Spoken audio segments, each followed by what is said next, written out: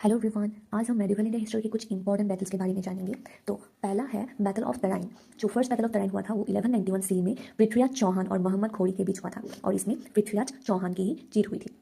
और उसके बाद आया सेकंड बैटल ऑफ तराइन जो 1192 सी में हुआ था और इसमें मोहम्मद खोरी और पृथ्वीराज चौहान फिर से आमने सामने आए, लेकिन इसमें मोहम्मद खोरी की जीत हुई थी।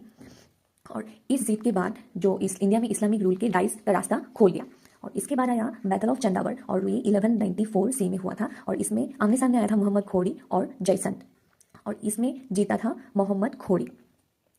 और खोरी के ये जीत से दिल्ली सल्तनत का एक्सपांसन हुआ।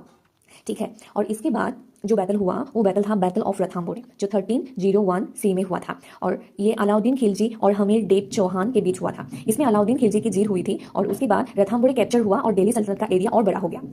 उसके बाद आया फर्स्ट बैटल ऑफ पानीपत जो 1526 सी में हुआ था और ये बाबर और इब्राहिम लोदी के बीच हुआ था और इसमें बाबर की जीत हुई थी और बाबर की जीत से मुगल एम्पायर एस्टेब्लिश हुआ। और उसके बाद आया बैटल ऑफ खानवा जो 1527 सी में हुआ था और ये बाबर और राणा सांगा के बीच हुआ था और इसमें भी बाबर की ही जीत हुई और इस जीत से मुगल रूल और स्ट्रांग हुआ और राजपूत रेजिस्टेंस वीक हो गई। इसके बाद आया बैटल ऑफ सौचा तो 1539 सी में शेरशाह सूरी और हुमायूं के बीच हुआ था और इस बैटल में शेरशाह सूरी की जीत हुई थी और इस जीत के कारण ही मुगल एम्पायर टेम्पररीली कोलैप्स हो गया था। उसके बाद आया बैटल ऑफ बिलग्राम जो 1540 सी में शेरशाह सूरी और हुमायूं के बीच हुआ था और इसमें शेरशाह सूरी की ही जीत हुई थी और इस जीत के बाद शेरशाह सूरी ने सूर एम्पायर की इस्टेब्लिश की।